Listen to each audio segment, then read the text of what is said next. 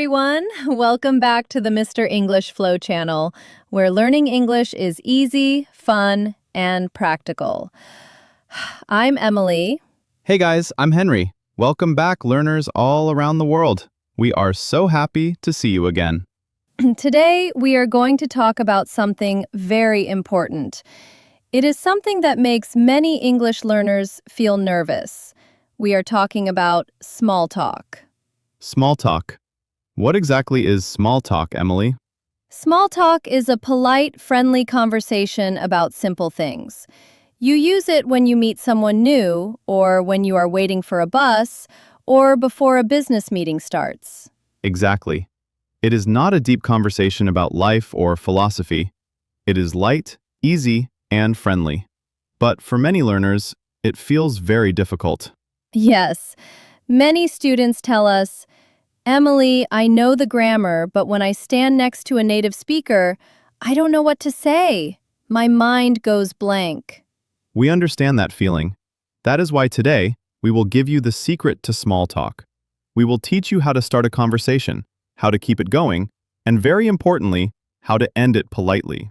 We will go very slowly. We will practice real situations together. So take a deep breath, relax, and let's learn the art of small talk. To start a conversation, you need an icebreaker. An icebreaker is a simple phrase that breaks the silence, like breaking ice on a frozen lake. The easiest and safest icebreaker in the world is the weather. Yes, the weather.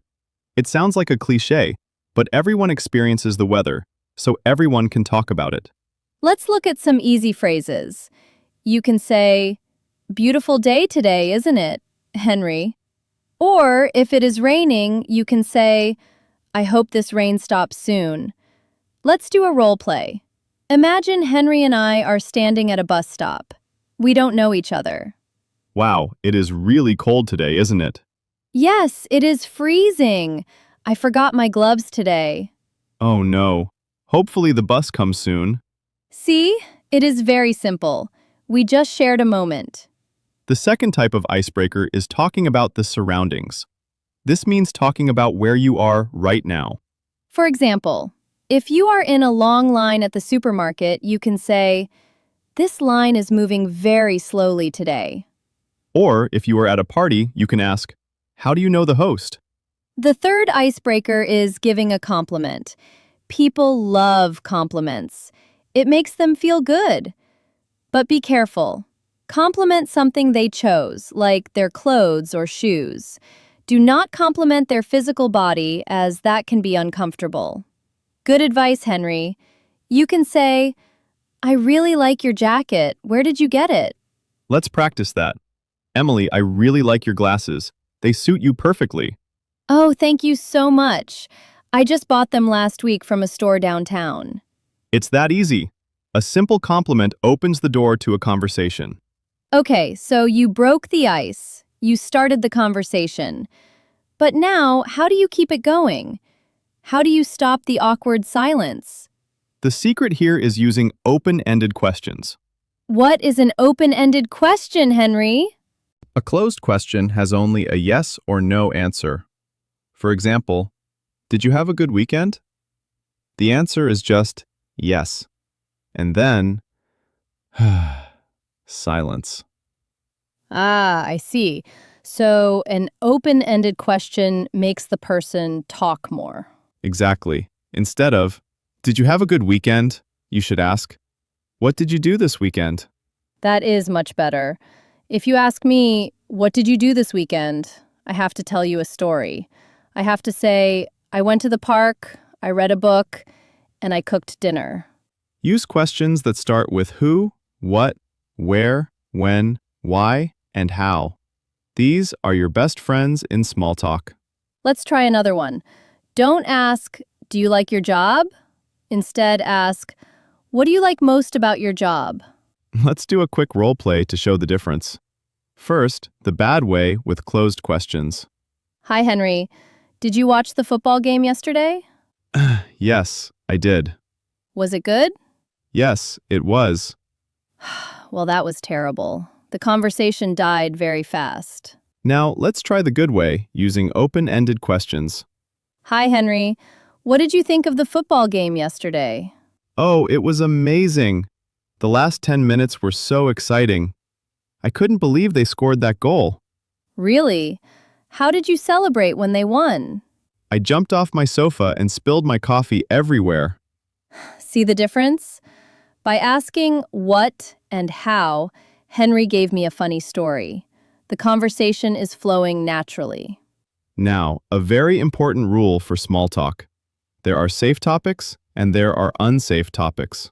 Because small talk is with people you don't know very well, you must avoid topics that make people angry or uncomfortable. Let's start with the unsafe topics. Topics you should never use for small talk. Number 1, money. Do not ask, "How much money do you make?" or "How much did your house cost?" That is very rude in English-speaking cultures. Number 2, politics and religion. These topics are very heavy and people have strong opinions. They are not for small talk. And number 3, personal appearance like age or weight. Do not ask, "How old are you?" or "Have you gained weight?" Just don't do it. So, what can we talk about? What are the safe topics? We already talked about the weather. Food is also a fantastic topic. Everyone eats. You can ask, "Have you tried any good restaurants recently?" Entertainment is great too. Movies, TV shows, books, or music. You can ask, "Are you watching any good shows on Netflix right now?" Travel and hobbies are also very safe. Do you have any travel plans for the summer? Or what do you like to do in your free time? If you stick to food, entertainment, and travel, your small talk will always be successful and polite. Okay, we started the conversation. We kept it going. But now your bus is here, or you need to go back to work. How do you end the conversation without being rude? You cannot just say, "Okay, bye," and walk away. That feels a bit cold. You need an exit phrase. An exit phrase is a polite excuse to leave. A very common one is, "Well, it was really nice talking to you." Let's say it again slowly. "Well, it was really nice talking to you."